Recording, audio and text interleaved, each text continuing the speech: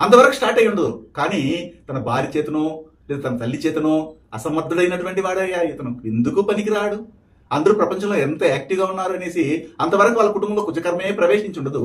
ఎప్పుడైతే ఈ action start అవుతుందో ఆటోమేటిక్గా ఇక్కడ రియాక్షన్ స్టార్ట్ అవుతుంది. Every action there is equal and opposite reaction అంటారు కదా, ఆ విధంగా స్టార్ట్ అయిపోతుంది. ఆ కుటుంబ పరంపరలో చూడండి, పోలీస్ డిపార్ట్మెంట్ ఉంటుంది, మిలిటరీ వాళ్ళు, ఆర్మీలో పనిచేసే వాళ్ళు, ఆ డిపార్ట్మెంట్లో ఉన్నవాళ్ళు, రియల్ ఎస్టేట్ కన్స్ట్రక్షన్ ఫీల్డ్లో ఉన్నవాళ్ళు, సివిల్ ఇంజనీరింగ్ మెకానికల్ ఇంజనీరింగ్ చదివినటువంటి వాళ్ళు, ఆ వృత్తిలో ఉన్నటువంటి వాళ్ళు, ఆర్కిటెక్చర్గా ఉన్నటువంటి వాళ్ళు, మార్షల్ ఆర్ట్స్ కరాటే, జూడే, కుంఫు ఇలాంటి వాటిలో ఇంట్రెస్ట్ ఉన్నవాళ్ళు, సంగీతం తెలిసినటువంటి వాళ్ళు, వాస్తు తెలిసిన వాళ్ళు, టీచింగ్ ఫీల్డ్లో ఉన్నవాళ్ళు, సాఫ్ట్వేర్లో ఉన్నవాళ్ళు, రెవెన్యూ డిపార్ట్మెంట్లో పనిచేసే వాళ్ళు, ఈ ఫీల్డ్లో ఉన్న వాళ్ళందరూ ఆ ఫ్యామిలీలోనే పుట్టాలి. ఇదంతా ఒక గూటి పక్షులు. అదే కుటుంబంలో చూడండి, వివాహం కాని బిడ్డలు ఉంటారు, 30+, 36+, 40+ ఉంటారు, బిడ్డలకు వివాహమే జరగదు. వీళ్ళకి కారణమే తెలియదు. ఎంతసేపు పూజలు చేసేస్తుంటారు, లేదా వ్రతాలు చేసేస్తుంటారు, లేదా పరిహారాలు చేస్తుంటారు.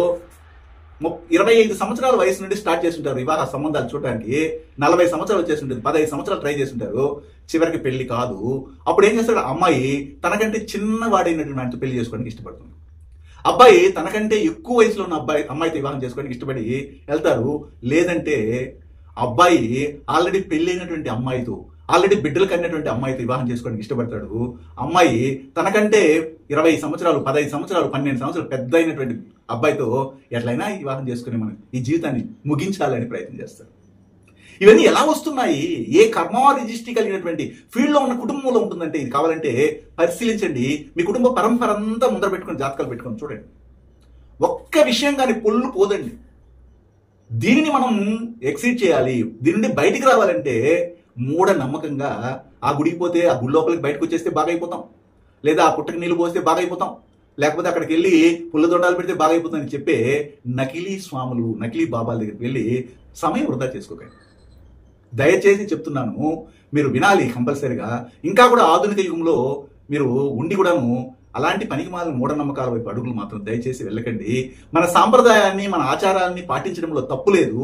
కానీ ఇది జరగదు అని తెలిసి దాని వైపే ప్రయాణం చేసి మీకు భగవంతుడిని ఆయుష్ని ముగించుకొని వెళ్ళకండి. అయితే ఇదే కుటుంబంలో చూడండి, త్వరగా వితంతులు అవుతుంటారు, మాంగళ్య దోషంతో బాధపడుతుంటారు. అలాంటి కుటుంబము, అదే ఫ్యామిలీలో కంపల్సరీగా ఆస్తిపాస్తుల గొడవలు, అన్నదమ్ముల మధ్య కీచులాట్లు ఉంటాయి. ఉద్యోగము రాకపోవడము, ఒకవేళ ఉద్యోగం వచ్చినా అతి కష్టం మీద ఆ ఉద్యోగాన్ని కొనసాగించడం, ఒక ఉద్యోగంలో స్థిరంగా కనీసం 1 సంవత్సరం పాటు కూడా ఉండలేని పరిస్థితి. కావాలంటే